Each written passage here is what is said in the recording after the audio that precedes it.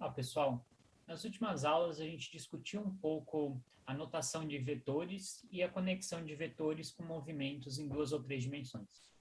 Nessa e nas próximas aulas, a gente vai discutir o movimento bidimensional, então em duas dimensões, e alguns exemplos importantes desse movimento. Então, só para a gente relembrar brevemente, a gente viu que para um movimento bidimensional, para a gente descrever o movimento do corpo, ou a posição do corpo em função do tempo, a gente precisa de duas funções, né, y de t e x de t. E para cada instante de tempo, eu tenho um vetor posição, que é caracterizado pelas coordenadas x e y, que estão mudando com o tempo. Né? Então, a gente tem que agora prestar um pouco atenção de o que a gente está representando nesses eixos aqui. Nesse caso, eu estou representando as coordenadas espaciais. Tá? Então, para eu representar a posição no corpo, eu tenho que especificar em que tempo, de que tempo eu estou falando. Então, por exemplo, no instante T1, o corpo poderia estar aqui, ele continua a trajetória dele, no T2 ele estaria aqui. Tá? Então, nesse instante, o vetor posição do corpo seria esse R1, e nesse instante seria o vetor R2. Então, a gente discutiu um exemplozinho, eu vou só reutilizar ele aqui para a gente lembrar como é que a gente visualiza isso, né? Então, aqui eu teria os meus eixos espaciais, e aqui eu teria essas funções x de t e y de t plotadas em função do tempo. Né? Então, esse primeiro gráfico, ele não me diz nada sobre o instante de tempo, né, dessa trajetória, ele só me diz qual é o caminho que essa partícula percorre, mas ele não diz quanto tempo ela leva para percorrer ou quanto tempo ela gasta em cada parte desse trajeto. Os outros dois gráficos, eles mostram, sim, a coordenada x e a coordenada y para cada instante de tempo. Né? Então, se eu fizesse, né, essa partícula evoluir no tempo, no gráfico da esquerda, o que ela estaria fazendo é traçando essa curva aqui. Nos outros dois gráficos, eu tenho a informação de como o x muda com o tempo e como o y muda com o tempo. Tá? Então, a gente tem agora esses dois tipos de gráficos quando a gente estiver querendo visualizar o movimento da partícula. Em geral, a gente vai focar nesses gráficos x de t e y de t, porque eles carregam a informação espacial. Tá? Então, o que a gente tem, né, nessas situações? Bom, a gente já viu, né, que a posição da partícula ela vai ser caracterizada por essas duas funções. E aqui eu estou considerando que a gente está em duas dimensões, então usando os eixos x e y.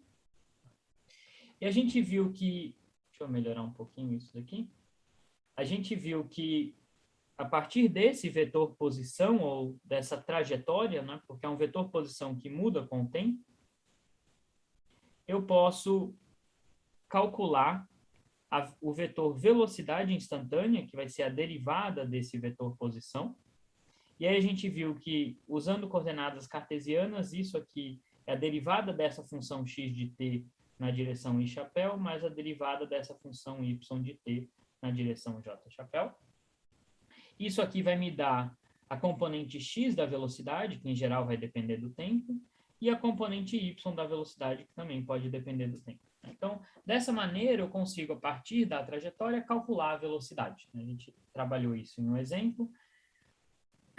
A partir da velocidade, eu posso calcular a aceleração de maneira análoga, vai ser a derivada da velocidade com relação ao tempo. Isso aqui vai me dar a componente x da aceleração e a componente y da aceleração, que também podem mudar com o tempo. Tá? Então, a partir da trajetória, a gente consegue determinar a velocidade e a aceleração do corpo. Fazendo essas derivadas, que agora a gente sabe como fazer, né? Usando o sistema de coordenadas cartesiano, basta que eu derive essas funções aqui. Só que a gente viu em uma dimensão também, a gente discutiu isso, que a partir da velocidade da aceleração, a gente pode reconstruir a trajetória. Tá? Então, a gente viu que se a gente tem a aceleração em função do tempo, se a gente conhece essa função aqui, e agora eu estou fazendo um parênteses só para relembrar o que a gente viu em uma dimensão, tá? Então, se a gente tinha essa função aqui, a gente podia determinar a velocidade instantânea através dessa integral, desde que eu soubesse a velocidade em algum instante inicial. E se eu tenho a função velocidade, eu podia determinar a posição da partícula em qualquer instante do tempo, desde que eu soubesse a posição inicial dela nesse instante t0.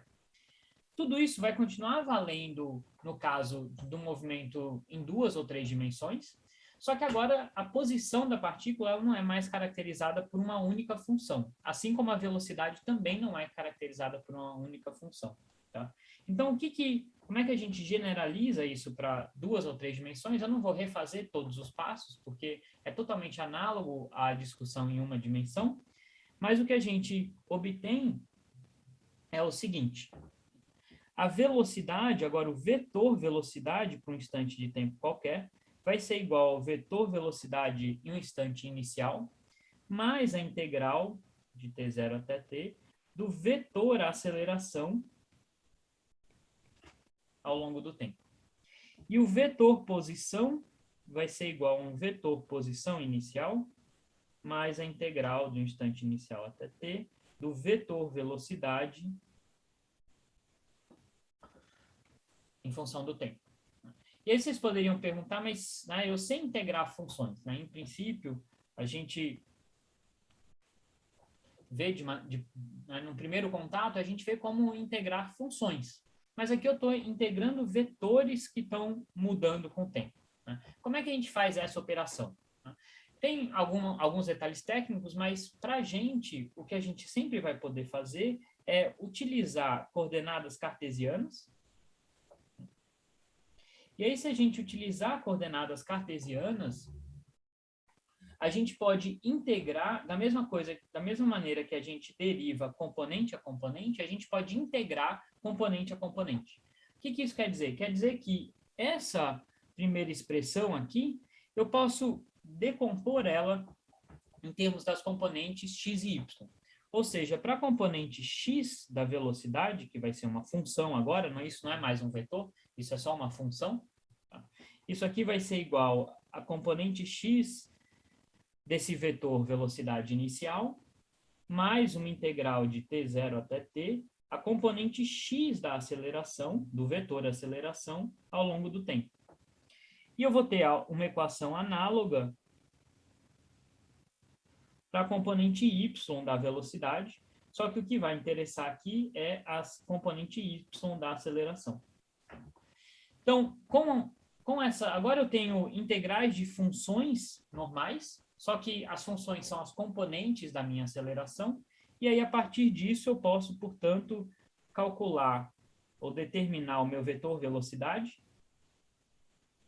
que vai ser essa função Vx de ti mais Vy de t j chapéu. Tá?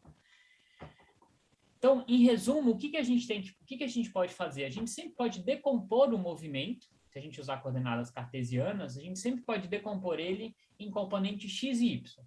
E aí a gente trabalha só com a componente x. Então, para calcular a velocidade, a componente x da velocidade, eu preciso da componente x da velocidade inicial e da componente x da aceleração. Isso aqui me dá uma função. Uma vez que eu calculei essa função, eu posso jogar ela no meu vetor velocidade. Aí eu posso construir o meu vetor velocidade usando essa função, e a mesma coisa para velocidade Vy. Tá? Então, eu calculo essas funções separadamente, então tem que fazer agora duas integrais, uma para a componente x e uma para y, e aí eu consigo construir o meu vetor velocidade a partir dessas funções.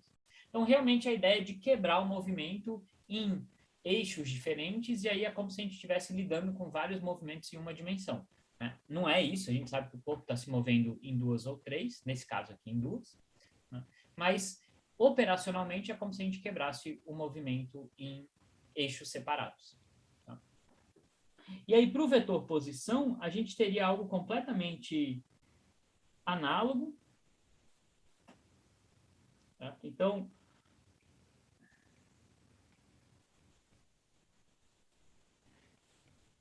eu também posso quebrar a minha integral em duas.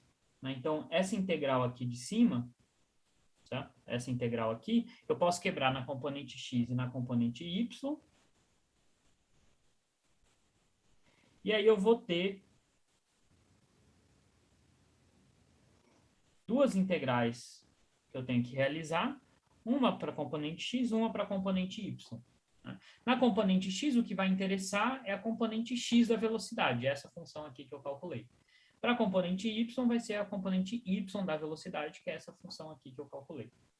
E aí, uma vez que eu tenho essas duas funções, eu consigo escrever o meu vetor posição para qualquer instante do tempo, como a função x de t i chapéu, mais y de t j chapéu.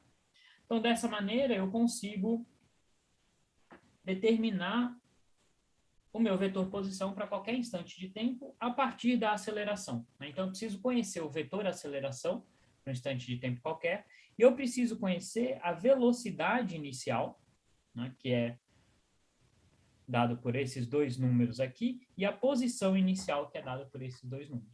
Tá? Então, eu preciso saber esses dois vetores, qual é o vetor velocidade inicial e o vetor posição inicial.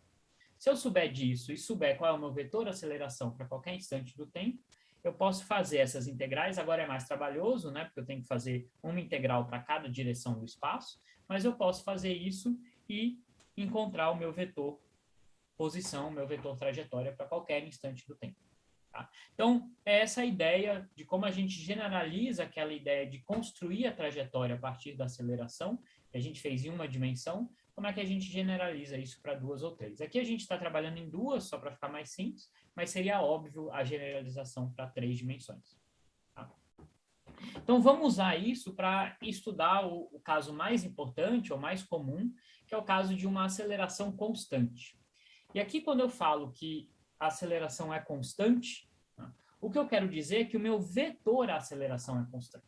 Então, a gente tem que tomar um pouco de cuidado nisso, porque quando a gente diz que o vetor é constante, significa que o módulo, a direção e o sentido dele não mudam. Tá? Então, aqui em particular, né, o que isso quer dizer? Quer dizer que essas componentes do vetor não mudam com o tempo. Então, esse AX e esses AY são números constantes que não mudam com o tempo. Tá? E aí eu vou querer, então, a partir dessa hipótese, calcular qual que é a velocidade em função do tempo e qual que é a posição em função do tempo. Mas como a gente está em um movimento bidimensional, vai ser o vetor velocidade e o vetor posição. A gente vai ver que a resposta é muito parecida com o que a gente obteve antes, só que agora generalizada para vetores. Tá? Então, vamos lá. Né? Para eu calcular o meu vetor velocidade, a gente tem que usar aquela expressão que a gente acabou de ver, né? Então, eu preciso saber qual é a velocidade inicial. Isso não tem jeito, é uma informação extra que o problema tem que me dar, que eu tenho que conseguir determinar. Mais a integral dessa minha aceleração em função do tempo, do instante t0 até o instante t. Lembrando que em várias situações, a gente escolhe esse t0 como zero. Eu estou colocando aqui diferente de zero só para ser mais geral. E aqui, né, como esse caso é tão simples que essa aceleração é constante, é um vetor que não está mudando com o tempo, eu posso tirar da integral. Tá? Então, isso aqui vai me dar o meu vetor v0 mais a integral de t0 até t de dt'. E lembrando novamente que eu chamo a minha variável de integração de t' em vez de t, para diferenciar desse instante final onde eu estou calculando essa velocidade. Então, essa integral é simples, né? Integral de 1. Então, vai dar t' calculada nos extremos de integração. T menos t0. Então, a gente chega que a velocidade instantânea vai ser igual ao vetor velocidade inicial mais o vetor aceleração, que é uma constante, t menos t0. Então, para uma aceleração constante, a gente tem o vetor velocidade instantânea em qualquer instante do tempo, é dado por essa expressão. Né? V0 é a velocidade no instante t0, e A é esse vetor aceleração que a gente assumiu ser constante, que a gente tirou ele da integral. Então, isso aqui só vale se esse vetor aceleração for constante. Se ele estiver mudando com o tempo, e mudar com o tempo aqui pode ser mudar o módulo, pode ser mudar a direção, pode ser qualquer outra coisa, essa expressão já não vale mais. Certo? Então, isso aqui é muito importante, que é para o vetor aceleração constante. Então, a gente não vai poder usar isso em todos os casos, só quando, de fato, a aceleração for constante.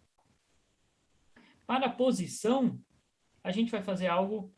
O vetor posição, a gente vai fazer algo totalmente análogo, né? A gente viu que o vetor posição vai ser igual à posição inicial, que também tem que ser uma informação extra que eu preciso para conseguir determinar a posição do corpo, mais a integral de t0 até t da velocidade com relação ao tempo. Tá? Então, essa função vetor velocidade aqui, eu já encontrei. É isso daqui. Tá? Então, a gente, só para exemplificar, né, a gente pode separar isso daqui em coordenadas, né, em componentes. Né? Então, por exemplo,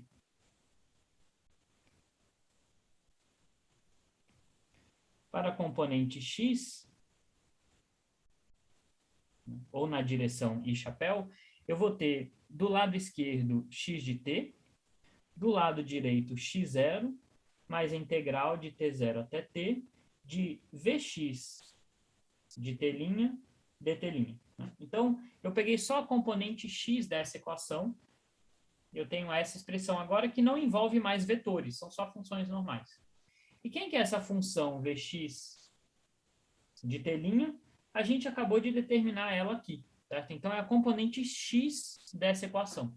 Tá? Então, isso daqui vai ser vx0 mais ax t menos t0. Tá? Então, é a componente x dessa equação aqui. E aí eu posso, portanto, calcular essa função x de t. Isso vai ser a integral de t0 até t de vx0 mais ax t menos t0. Na verdade, aqui é t', porque é a minha variável de integração, dt'. E essa aqui é exatamente a integral que a gente fez em uma dimensão. Só que a diferença aqui é o que está entrando são as componentes x da velocidade da aceleração. Então, o que a gente vai encontrar é que o x de t vai ser x0 mais vx0 t menos t0 mais ax sobre 2 t menos t0 ao quadrado. É o resultado dessa integral aqui. Então, notem que essa não é a posição do corpo, essa é só a função que me dá a coordenada x dessa posição em função do tempo. Se eu fizer algo... se eu fizer o mesmo para a coordenada y, eu vou chegar exatamente em algo idêntico, certo? Ou não idêntico, mas análogo, que vai ser y0 mais vy0 t menos t0 mais AY sobre 2, t menos t0 ao quadrado.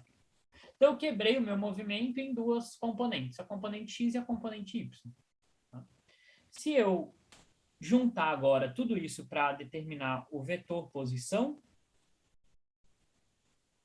tá? Então, o meu vetor posição agora, ele vai ser dado por essa função x de t direção y chapéu, mais y de t j chapéu. Se eu juntar essas coisas aqui, isso aqui eu vou ter, né, se eu olhar para a componente, para o primeiro termo dessa soma, eu vou ter x0 i chapéu mais y0 j chapéu, que é a posição inicial, é o R0, vetor.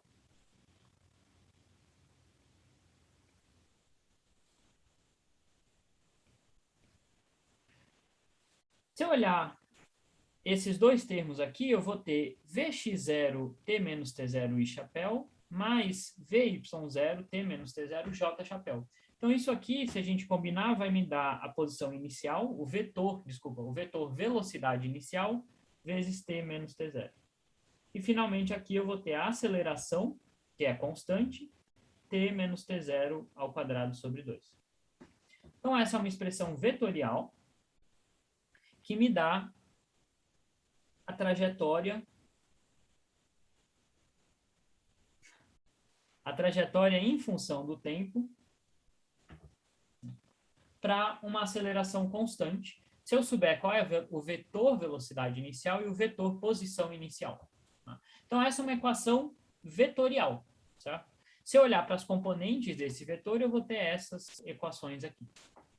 Tá? Então, essa é a expressão geral no caso de uma aceleração constante. E notem que a aceleração aqui ela pode ter componente em x, pode ter componente em y, pode ter em ambas as direções, ou só em uma ou só em outra. Tá? Então, esse é o caso mais geral possível. Agora, vamos aplicar esse resultado para alguns problemas simples, para a gente ver como é que isso funciona na prática. Né? Então, o primeiro caso é esse exemplo aqui. Certo? Então, eu tenho um exemplo bem simples de uma bola deslizando sobre um plano inclinado, que eu vou assumir aqui não tem atrito, só para ficar mais simples. Poderia ter atrito também, mas, enfim, nesse caso não faria muita diferença, mas eu vou assumir que não tem atrito. E eu vou assumir que essa bola ela desliza com uma aceleração constante que tem módulo A. Certo? Então, módulo é o tamanho desse vetor, a aceleração. Tá? E aí, o problema pede para eu determinar a trajetória da bola. Né? Então, o vetor trajetória, aquele vetor R de t, e quanto tempo leva para ela chegar no final da rampa. Sabendo que a rampa tem uma altura h e uma inclinação θ. Então, como é que a gente... Primeira coisa, né, determinar o vetor trajetória dessa bola. Então, eu quero saber quem que é aquele vetor posição R de t para cada instante de tempo, né, ou para um instante de tempo qualquer. Aqui é um caso de aceleração constante, então eu vou poder usar o resultado que a gente obteve antes. Só que, antes de mais nada, como eu repito praticamente toda a aula, a gente sempre precisa determinar um sistema de coordenadas. Senão, não faz sentido nenhum a gente escrever qual é o nosso vetor. O vetor depende do sistema de coordenadas. Tá? Então, a primeira coisa é escolher um sistema de coordenadas. Sempre esse é o primeiro passo. Em alguns problemas, o sistema pode ser dado para vocês. Em outros, pode estar a escolha que vocês quiserem fazer. Tá? Então, nesse caso aqui, eu vou escolher o sistema mais trivial possível, não necessariamente o mais simples, mas o mais trivial. Tá? Onde eu vou colocar o eixo Y na direção vertical e o eixo X na direção horizontal.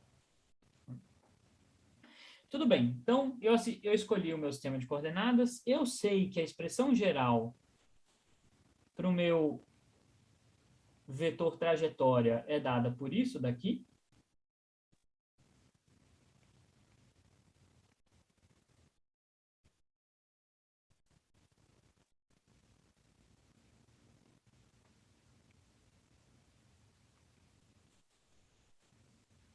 Deixa eu só corrigir isso aqui. T menos T0 ao quadrado sobre 2, certo? Então, essa é a expressão geral que eu tenho para o meu vetor trajetória. Então, o que eu preciso determinar? Eu preciso determinar quem é esse vetor aceleração, esse vetor V0 e esse vetor R0 no meu problema. Basicamente, é só isso que eu tenho que fazer. Uma vez que eu determinei quem são esses vetores, em termos das quantidades dadas no problema, eu já sei quem é essa função aqui. Eu posso calcular ela para qualquer instante de tempo. Tá? Então, nesse sistema de coordenadas, o que eu tenho, né? Então, eu vou escolher o instante inicial quando a bola estava lá no comecinho da rampa. Então, quando a bola estava aqui no topo da rampa, eu vou escolher como t igual a 0. Certo? Então, esse vai ser o meu instante inicial. Vai ser uma escolha também que eu posso fazer. Nesse instante inicial, então, qual que era o vetor posição e o vetor velocidade? Certo? O vetor posição inicial é o vetor que sai da origem e aponta até onde estava a bola na posição inicial dela, que eu vou assumir era aqui no início da rampa. Certo? Então, esse é o meu vetor R0.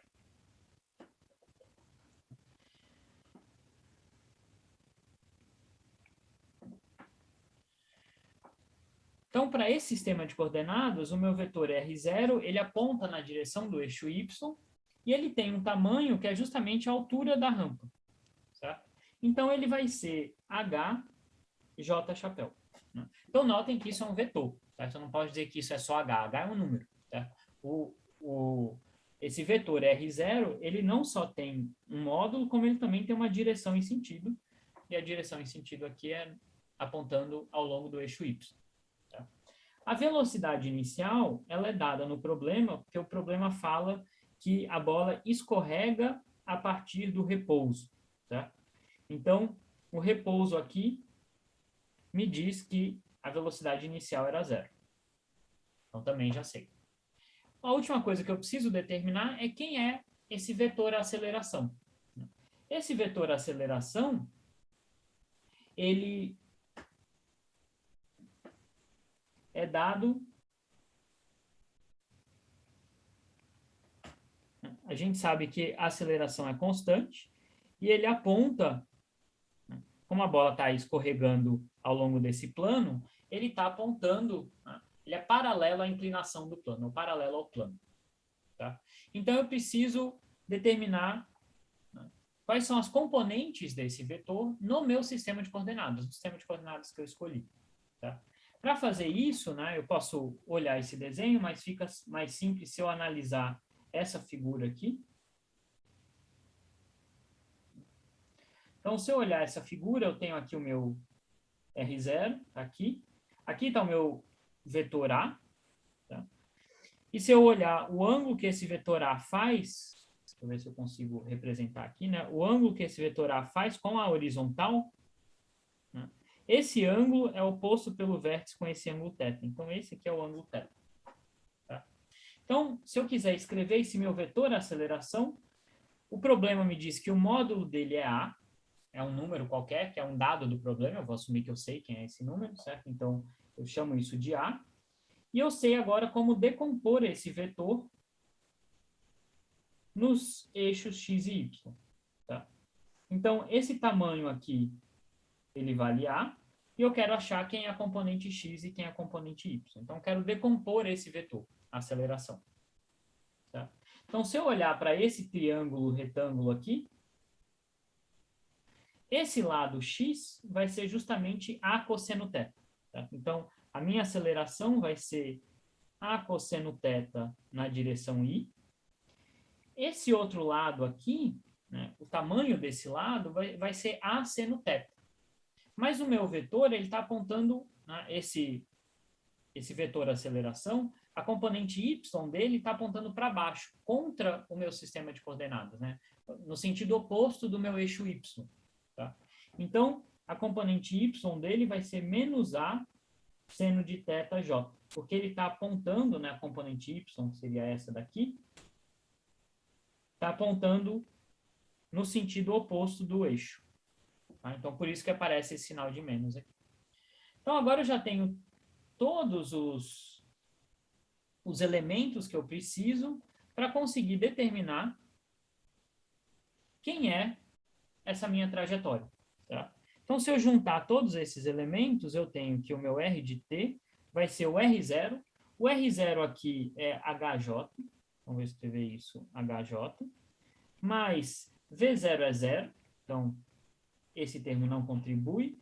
Mais a aceleração, que vai ser A cosseno θ t menos... Bom, T0 é 0, a gente já escolheu. Então, t ao quadrado sobre 2 na direção i. Então, lembra, quando eu pego um número e multiplico pelo vetor, eu multiplico cada componente por esse número aqui. Então, nesse caso é t quadrado sobre 2, então eu pego o componente x e multiplico por t quadrado sobre 2. E aqui eu vou ter menos a seno θ, t ao quadrado sobre 2 na direção j. E aí eu poderia parar aqui, mas eu posso simplificar um pouquinho, porque eu tenho vetores aqui que apontam na mesma direção, então eu posso somar as componentes dele. Então, isso aqui vai me dar um R de t, que vai ser h menos a seno θ t quadrado sobre 2 na direção j, mais a cosseno θ t quadrado sobre 2 na direção i. Então, esse aqui é o meu vetor posição para qualquer instante do tempo. Eu assumo que a grandeza A, H e θ são dadas no meu problema, então eu conheço esses números aqui. Então, se eu quiser calcular esse vetor, ou qual é a posição dessa bolinha em qualquer instante de tempo, eu consigo. Tá? e ela é dada por esse vetor aqui. Né? Então, notem que a componente x é uma parábola, né, com concavidade para cima, que como deveria ser, né, porque a minha bolinha ela está aumentando a coordenada x dela. A coordenada y é uma parábola também, mas com concavidade para baixo, tá? Porque, de fato, a coordenada y está diminuindo com o tempo. E a gente obtém, portanto, esse resultado. Então, agora eu sei qual é o vetor posição em qualquer instante do tempo. A outra pergunta era, em que instante de tempo a bola chega no final aqui da minha rampa? E aí, como é que eu determino isso? Bom, eu já tenho uma expressão para a posição dessa bola em qualquer instante de tempo. A única coisa que eu preciso saber é que posição é essa daqui. Se eu souber qual é essa posição, eu posso perguntar, né, em que instante de tempo esse R de t vai assumir esse valor. Né? E essa posição aqui, né, quando a bolinha estiver aqui no final, certo? A minha coordenada y dessa bolinha vai ser 0. Então, é essa condição para a bola chegar no final da rampa. A coordenada y vai ser 0. Certo? Então,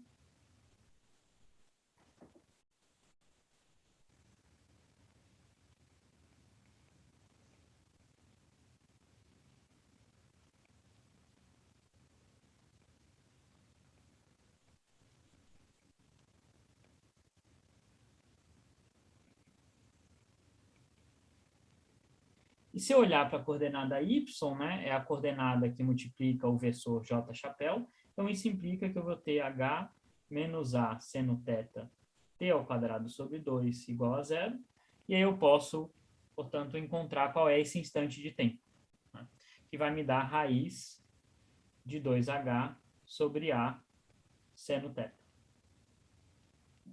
Então, esse é o instante de tempo, ou esse é o tempo que leva para a bolinha chegar no final da rampa.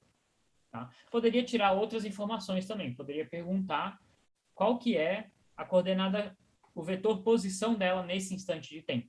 Então, era só jogar esse t aqui, né, essa expressão, e calcular. Isso aqui, obviamente, vai zerar, mas aqui a gente vai ter qual é a coordenada x da minha bolinha, tá? Nesse instante de tempo aqui.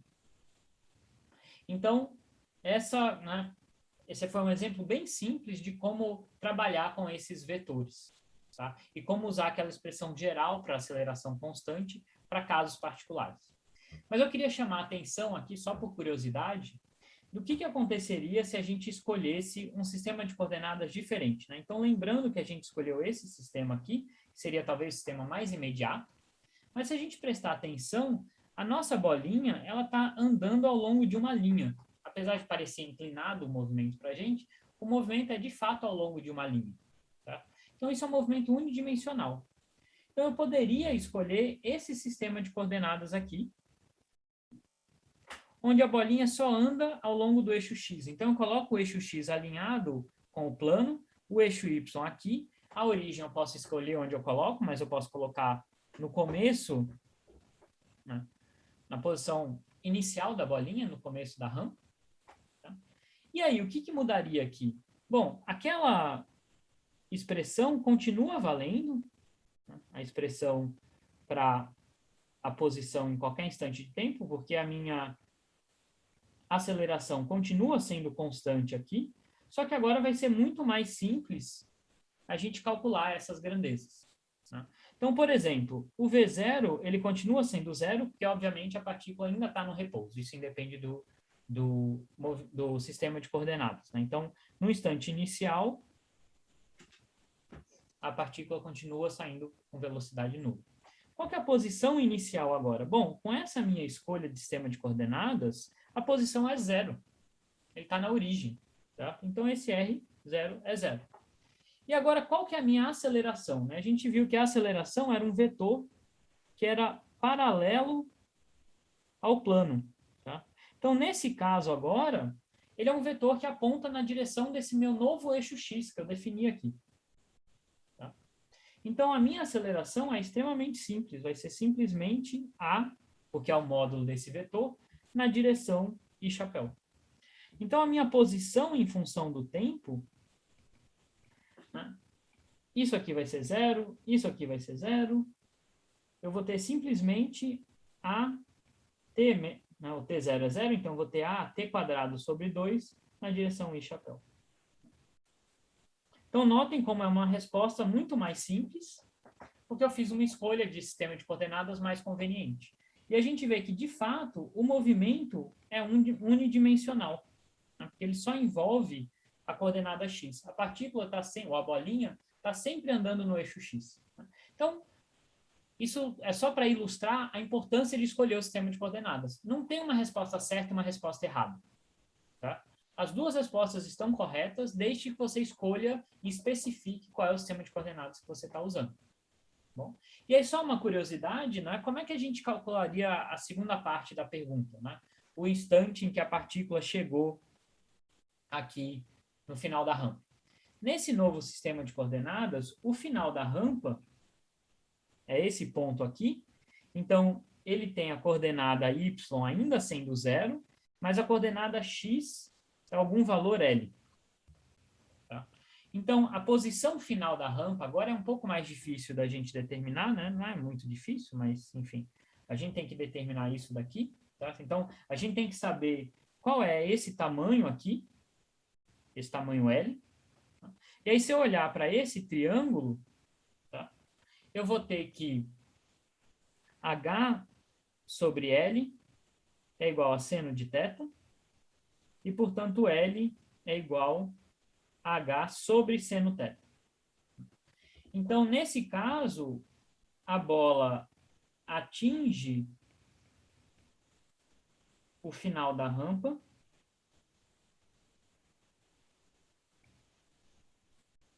quando o vetor posição dela for Li, né? Então ela vai estar ainda assim no eixo X, mas a coordenada aqui vai ser L, então vai ser Li, que vai ser igual a H sobre seno θ I, chapéu.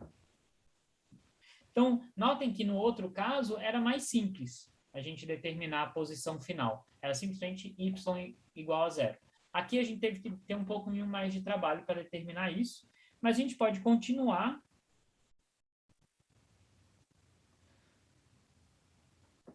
A gente pode usar essa condição para determinar qual que vai ser a posição final. Então, eu quero impor que o R de t vai ser igual a H sobre seno θ e chapéu. Isso aqui, né, a gente acabou de calcular aqui em cima, é a t quadrado sobre 2, e chapéu. Né? Então, esse vetor vai ser igual a esse quando essa componente for igual a essa. Então, isso me dá que H sobre seno θ vai ser igual a t quadrado sobre 2, e, portanto, o meu tempo vai ser raiz de 2H sobre A seno θ, que é o mesmo que a gente encontrou antes. Como deveria ser, porque o tempo que ela demora para percorrer a rampa independe do sistema de coordenadas que eu escolho. Depende, né, do instante que eu chamei de instante inicial, mas nos dois casos aqui eu escolhi o instante inicial como 0. Então, esse tempo tem que independer do sistema de coordenadas. E a gente vê que, de fato, as contas que a gente faz são bem diferentes em cada sistema de coordenadas, mas a gente chega na mesma resposta. O que é a lição disso aqui? O que é importante? O importante é a gente sempre tem que definir o nosso sistema de coordenadas e ser consistente com ele, certo? Então, vocês viram que nesse exemplo aqui, quando eu mudei o meu sistema de coordenadas, eu tive que tomar cuidado para redefinir o que é a posição final da bola. Né? Então, de fato, calcular nesse sistema de coordenadas que ponto é esse daqui, né? Que a gente viu é dado por esse valor de L.